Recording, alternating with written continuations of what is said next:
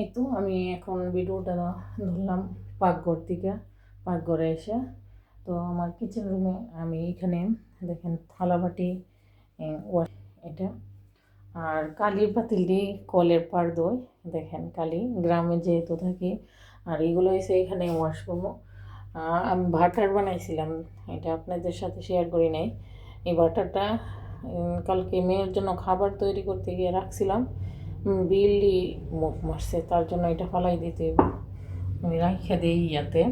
তো ফ্রিজে রেখে দিই, কালকে আর ইয়া করছিলাম না, একটু গাফিলতি করছি, পরে বিলি আইসা এটাতে মুখ মারছে, তার জন্য এটা ফালাই দিতে হইব। আবার আমি সর উঠাইতেছি বাটার উঠানোর জন্য।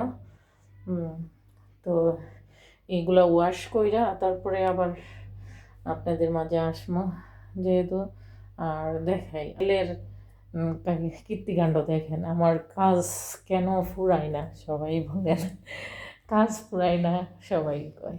আমি একখান্দা গুছাই রাখলে কী হবে, আর একখান্দা চলে এখন নামাজে যাবে, তার জন্য যাইতে পারতেছি না। আমার এই রুমটা আমি গুছাইছি আজকে, কিন্তু মুছতে পারি না। আমার মেয়ে উইটা গেলে দেখা যাইতেছে আর এই কাজটাও করতে পারবো না। তো এই থালাবাটি দিয়ে ধুইয়া আবার আপনাদের মাঝে আসুন।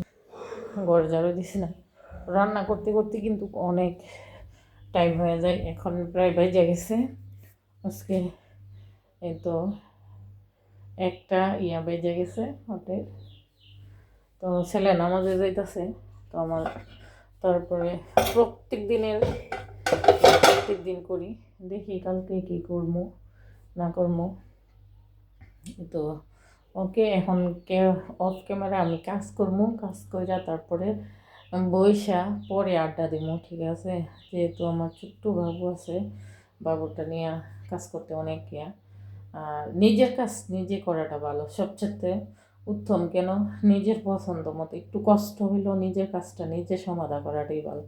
আপনি যতই একজন হেল্পিং হ্যান্ড রাখেন, আপনার মনের মতো কাজ করবে না। আবার আপনি ঘুরাইয়া, যদি আপনার মনের মতো না হয়, আপনার ঘুরাইয়া কাজটা করতে হবে। তার জন্য একটু কষ্ট হোক, পইরা থাকুক, আপনার কাজটা আপনিই সমাধা দেন, তাতে সুন্দর হবে। আপনার কাজের সাথে অন্যের কাজ মিলবে না, আপনার গুণের সাথে অন্যের গুণ মিলবে না।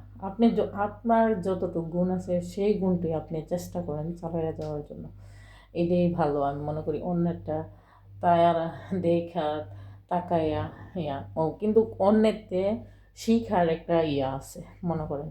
আপনি যত শিখবেন ততই আপনার কাজে লাগবে। মানে একজনকে দেখেই কিন্তু আরেকজন শিখে। যেরকম আমরা বলি, দেখেন আমরা বলি না একে কফি করছে, দেখেন কফি যদি না হয় তাইলে কি চললে একটার পর একটা কফি করে আসতে হইতেছে। পড়ালেখা কোন যেটা কোন একজনেরতে শিক্ষাটা মনে করেন একজনেরতে শিখিয়ে নিতে হইতেছে। একজনের ব্রেনটা যেরকম কাজ করে সবার ব্রেন এরকম কাজ করে না, এক একজনের এক একটা মেধা দিয়ে রাখছে কাজ করার। তো এরকমই এখন